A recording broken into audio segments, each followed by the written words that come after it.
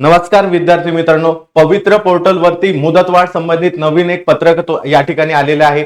ज्या पत्रकामध्ये मेन्शन केलेलं आहे जी आपली मुदतवाढ आहे ती 11 तारखेपासून आपल्याला 13 तारखेपर्यंत देण्यात आलेली आहे। ठीक आहे, तर आता एक नवीन पत्रक आलेलं आहे ज्याच्यामध्ये नेमकं सांगितलेलं काय आहे ते आपण डिटेलमध्ये या व्हिडिओमध्ये बघणार आहोत। ठीक आहे, चला यामध्ये सांगितलेलं आहे सगळ्यात पहिला मुद्दा तो म्हणजे स्वप्रमाणपत्र केलेल्या 1,70,000 उमेदवारांपैकी मुलाखतीशिवाय 60,000 मुलांनी जे आहे 8 तारखेपर्यंत त्या ठिकाणी प्रेफरन्स जनरेट केले होते आणि मुलाखतीसह 39,000 मुलांनी जे आहे प्रेफरन्स जनरेट केले होते। ठीक आहे, हे फक्त प्रेफरन्स जनरेट करायची प्रोसेस आहे, याच्यानंतर लॉक करणे वगैरे या सगळ्या गोष्टीचा आकडा त्यांनी मेन्शन केला नाही, फक्त जनरेट करण्याचा आकडा मेन्शन केलेला आहे। ठीक आहे, आता 9 तारखेपर्यंत विचार केला सकाळी 8 वाजेपर्यंत 65,000 मुलांनी जे आहे मुलाखती शिवायचे प्रेफरन्स जनरेट केले होते आणि मुलाखतीसह जे आहे 45,000 विद्यार्थ्यांनी स्वतःचे प्रेफरन्स जनरेट केले आहे। ते एकूण किती विद्यार्थ्यांनी तर 1,70,000 पैकी एवढ्या विद्यार्थ्यांनी प्रेफरन्स जनरेट केलेले आहे।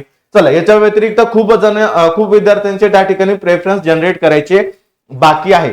आज सायंकाळी म्हणजे 9 तारखेला सायंकाळी 6 वाजेपर्यंत विचार केला तर 76,000 मुलांनी जे आहे स्वतःचे प्रेफरन्स त्या ठिकाणी जनरेट केलेला आहे। ही एक महत्वाची गोष्ट आहे। याच्या व्यतिरिक्त अजून 1,00,000 उमेदवारांना जे आहे स्वतःचे प्रेफरन्स जनरेट करणं बाकी आहे, त्याच्यामुळे साइड वरती लोड वाढणे साहजिक आहे आणि त्याच्यामुळे जे आहे आपल्याला 2 दिवसांची मुदतवाढ दिलेली आहे जी की पुरेशी नाहीये। खरं विचार केला तर पुरेशी नाही, कारण की एका विद्यार्थ्याला लॉग इन करून प्रेफरन्स जनरेट करायला कमीत कमी 1-1 तास वेळ लागतोय, कारण की साइड वरती वेळ लोडच तेवढा आहे। ठीक आहे, तरी अजून डेट वाढ झाली पाहिजे असं मला पर्सनली वाटतं आणि व्हायला पण पाहिजे। ठीक आहे, चला तरी आपण घाई करायची आहे आणि आपल्या वेळेतच जे आहे प्रेफरन्स त्या ठिकाणी जनरेट करून स्वतःचे लॉक करणं पण गरजेचं आहे। चला याच्यामध्ये दुसरी महत्वाची गोष्ट सांगितली होती ती म्हणजे मुदतवाढ किती दिलेली आहे। 11 तारखेपासून 13 तारखेपर्यंत मुदतवाढ दिलेली आहे, म्हणजे पहिले 11 होती आता 13 पर्यंत वाढ त्या ठिकाणी देण्यात आली।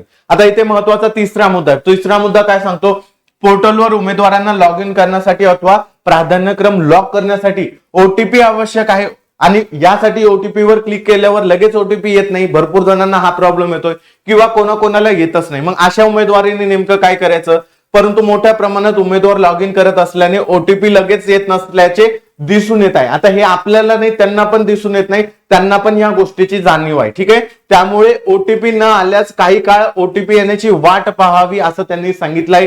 त्याच्यानंतर लगेच रिसेंड यावर क्लिक करू